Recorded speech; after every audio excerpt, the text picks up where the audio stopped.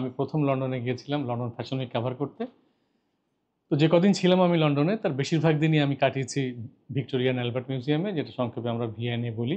ভিএনএতে আসলে টেক্সটাইলের অসংখ্য সংগ্রহ আছে, আর তাদের বুকশপ থেকে আমি অনেকগুলো বই কিনেছিলাম।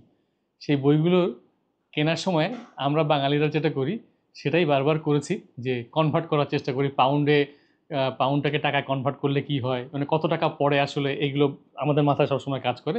তা সত্ত্বেও বই আনা বেশ কঠিন, ওজনের একটা ব্যাপার থাকে। তারপরে বইগুলো আমি কিনেছি। তার একটা বই নিয়ে আজকে আপনাদের সাথে কথা বলবো, যেটার কথা আমি বৃহস্পতিবার বলেছিলাম। বইটার নাম পারফিউম বটলস, লিখেছেন Judith Miller. Judith Miller basically একজন অ্যান্টিক সংগ্রাহক এবং লেখক। তার 100-র উপরে বই আছে, অসংখ্য আজব আজব জিনিসের সংগ্রহ তার আছে, এবং সেই বইগুলো সেই আজব জিনিসের সংগ্রহ নিয়েই তিনি লিখেছেন।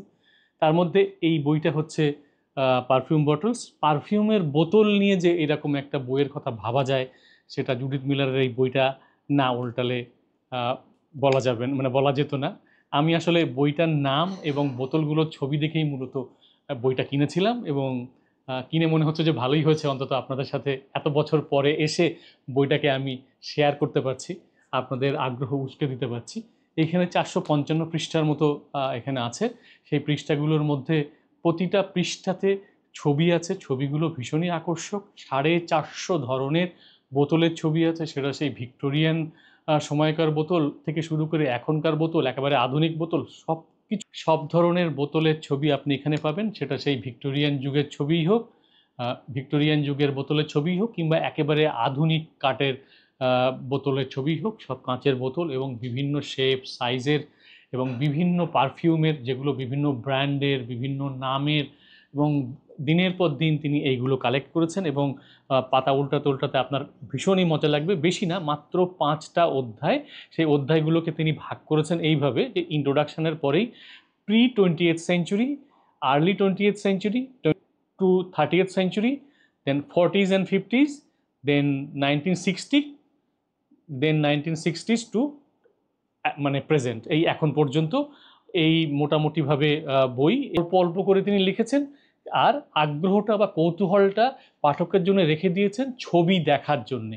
সেই ছবিগুলোই আসলে আপনাকে টেনে নিয়ে যাবে। একটার পর একটা পাতা উল্টাবেন আপনি, এবং দেখবেন যে আসলে পারফিউমের বোতল কত সুন্দর হতে পারে, শিল্পী কত সুন্দর করে একটা বোতল তৈরি করেন, ছবি আঁকেন, এবং সেই সেই ছবি দিয়ে যারা বোতল তৈরি করেন, যে কারুশিল্পীরা, সেই হ্যান্ডক্রাফটেড বা হ্যান্ডমেড যে বোতলগুলো তৈরি হয়, সেগুলো যে কত নান্দনিক, সেটা এই বইটা না দেখলে আপনার বিশ্বাস হবে না।